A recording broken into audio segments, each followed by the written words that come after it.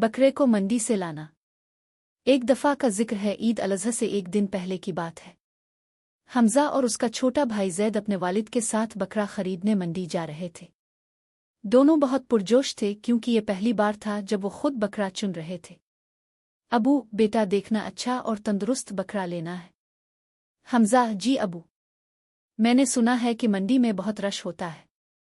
ज़ैद, खुशी से, हाँ भाई, मैं तो बड़े बकरे वाले को देखना चाहता। मंडी पहुंचते ही उन्होंने देखा कि हर तरफ बकरियों और बकरों का हुजूम है। कुछ मोटे ताजे थे तो कुछ दुबले पतले।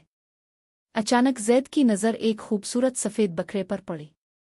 ज़ैद, चिल्ला कर, अबू, वो देखो वो सफ़ेद बकरा कितना प्यारा है। हमज़ा, गौर से देखकर, हाँ लेकिन इसके पीर मजबूत होने चाहिए वरना घर तक चलकर कैसे जाएगा। अबू मुस्कराए और बेटों को साथ लेकर इस दुकानदार के पास गए जिसका बकरा ज़ैद को पसंद आया था। दुकानदार ने बताया कि ये बकरा सेहतमंद है और अच्छी तरह चरता है। थोड़ी बातचीत के बाद अबू ने बकरे की कीमत तय की और इसे खरीद लिया। अबू, चुल्लू, अब इसे घर ले चलते हैं।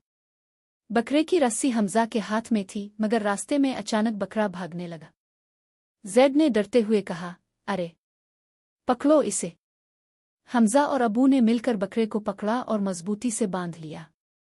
आखिरकार वो सब घर पहुंच गए जहां उम्मी ने खुश होकर बकरे के लिए हरी घास डाली। उम्मी, ये बकरा कल ईद की कुर्बानी के लिए बहुत अच्छा है। अल्लाह हमारी कुर्बानी कबूल फरमाए। हमज़ा और ज़ैद खुशी से, आमीन। बरा करम, मेरी वीडियो को शेयर करें और मेरे चैनल को सब्सक्राइब करें।